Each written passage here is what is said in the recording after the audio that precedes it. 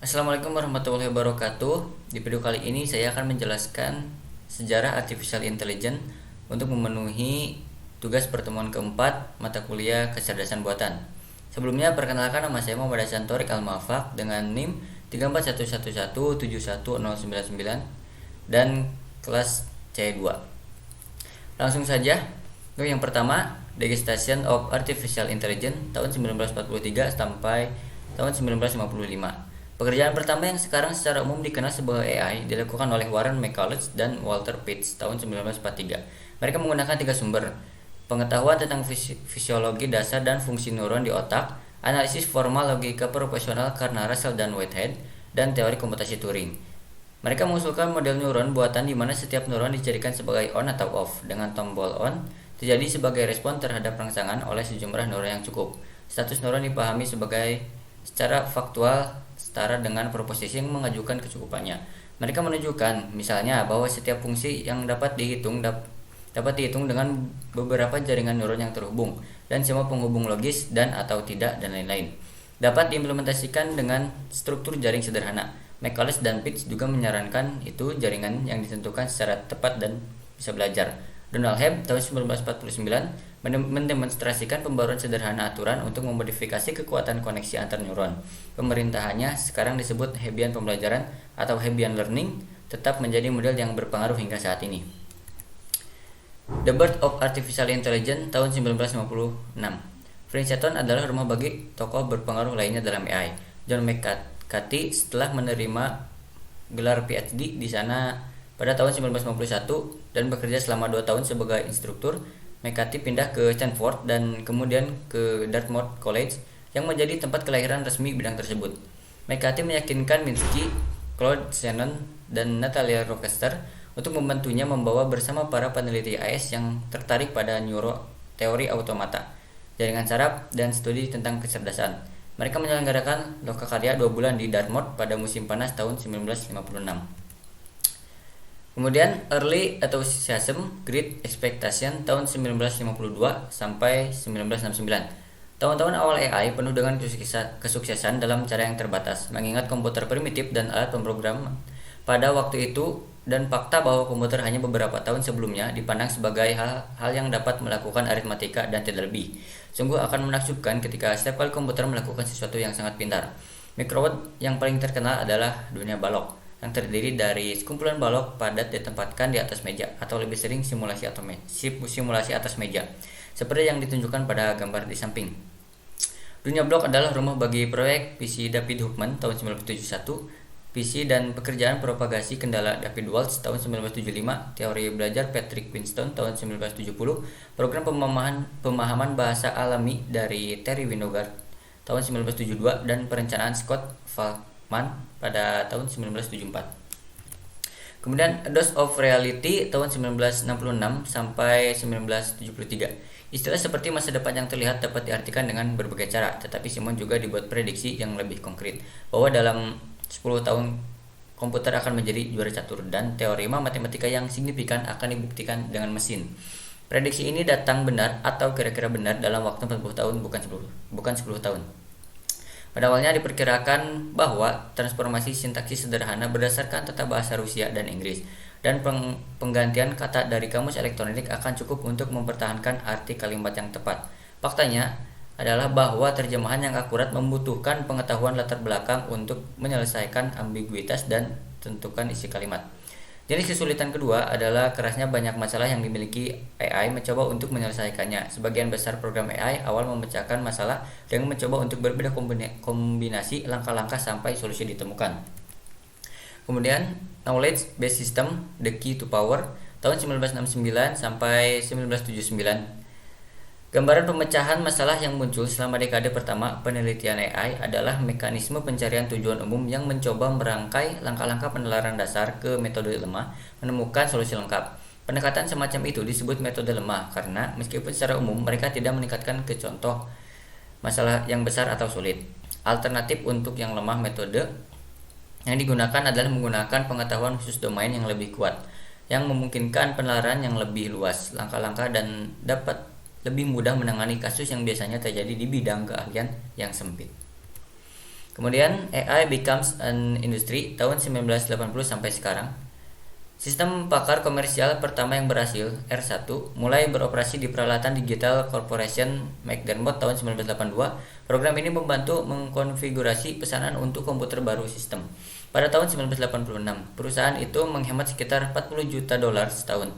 Pada tahun 1988, grup AI DEC memiliki 40 sistem pakar yang diterapkan, dan masih banyak lagi yang sedang diproses. DuPont memiliki 100 digunakan dalam 500 dalam pengembangan, menghemat sekitar 10 juta dolar dalam setahun. Hampir setiap AS utama korporasi memiliki grup AI sendiri dan menggunakan atau menyelidiki sistem pakar.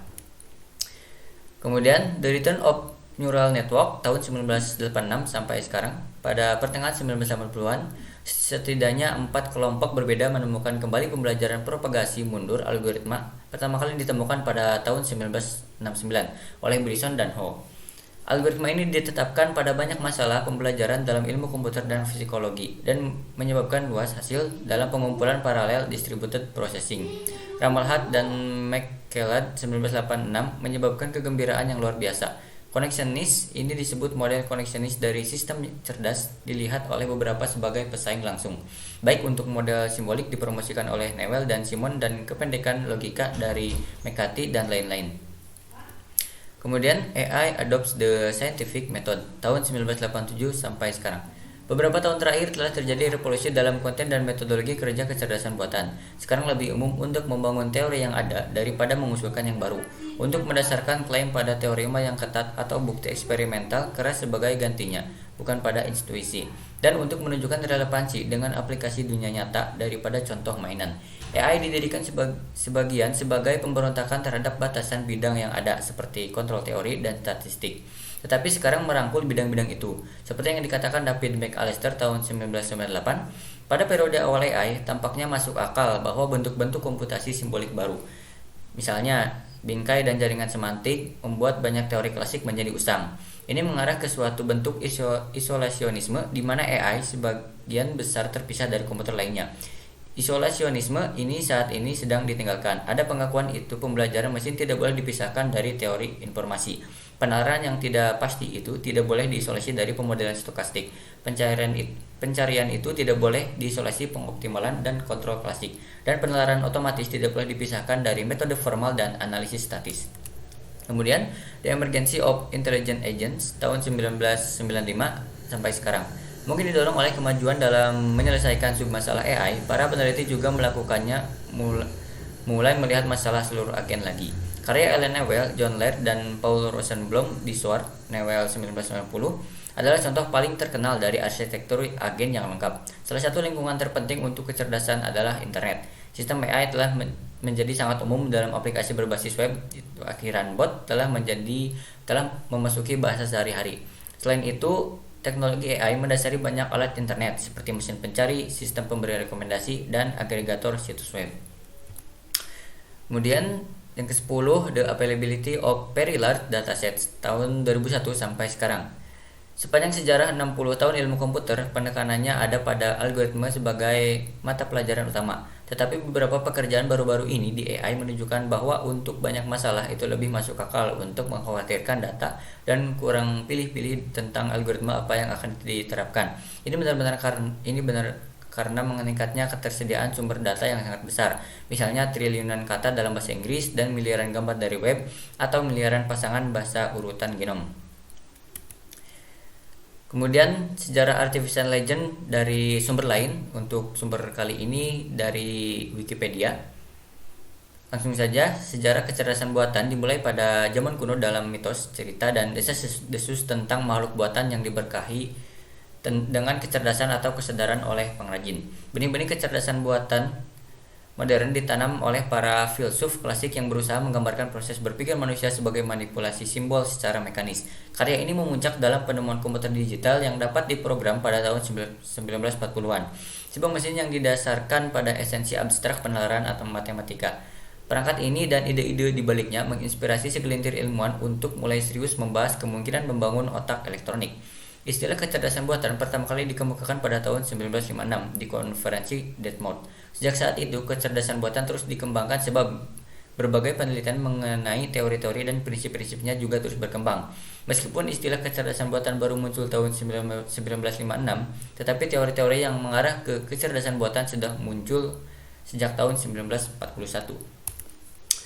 Kemudian AI dimulai pada era komputer elektronik tahun 1941. Pada tahun 1941 telah ditemukan alat penyimpanan dan pemrosesan informasi. Penemuan tersebut dinamakan komputer elektronik yang dikembangkan di USA dan Jerman.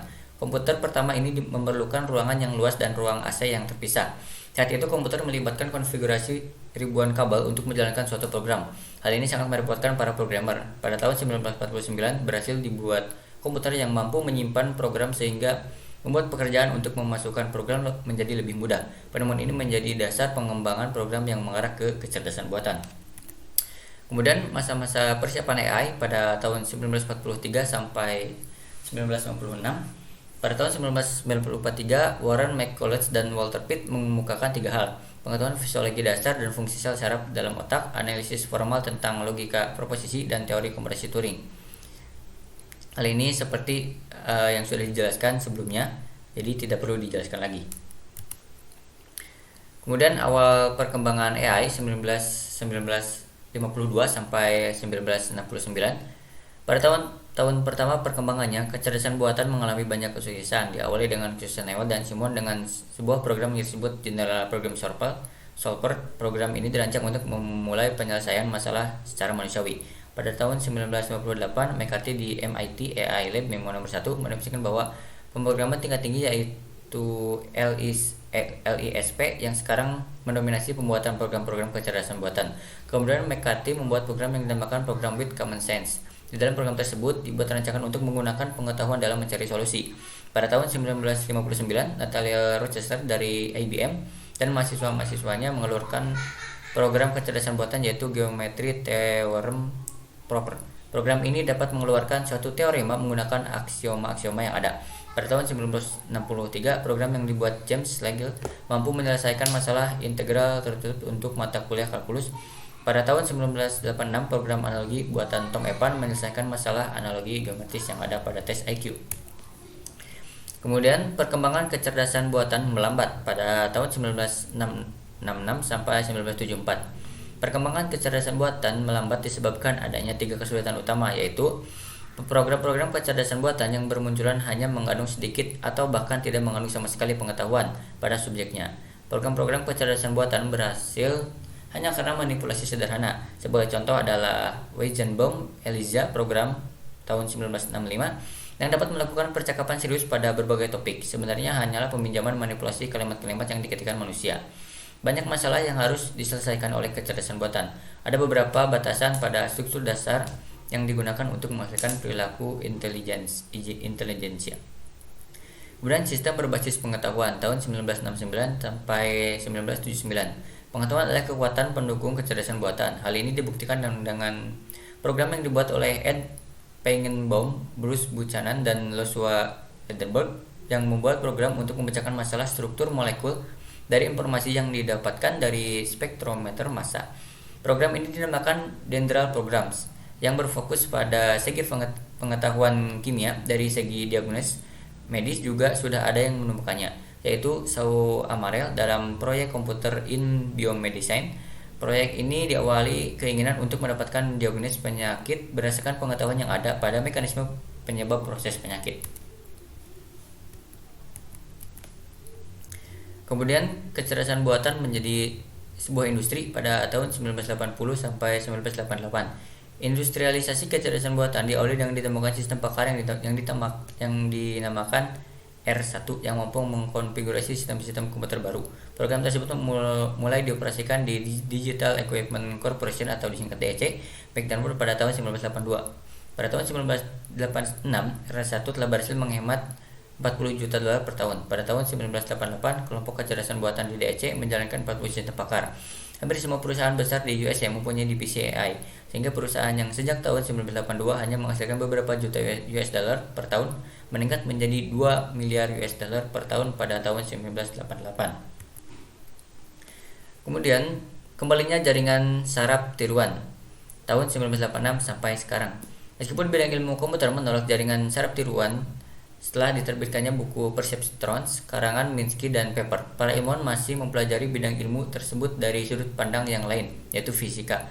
Para ahli fisika seperti Hopfield tahun 1982 menggunakan teknik-teknik mekanika statistika untuk menganalisa sifat-sifat penyimpanan dan optimasi pada jaringan saraf. Para ahli fisiologi David Dermelhart dan Geoff Hinton melanjutkan penelitian mengenai model jaringan saraf tiruan pada memori. Pada tahun 1985-an, setidaknya 4 kelompok riset menemukan kembali algoritma belajar propagasi balik. Algoritma ini berhasil diimplementasikan ke dalam bidang ilmu komputer dan fisiologi. Mungkin itu saja yang dapat saya sampaikan mengenai sejarah artificial intelligence. Kurang lebihnya mohon maaf. Terima kasih. Assalamualaikum warahmatullahi wabarakatuh.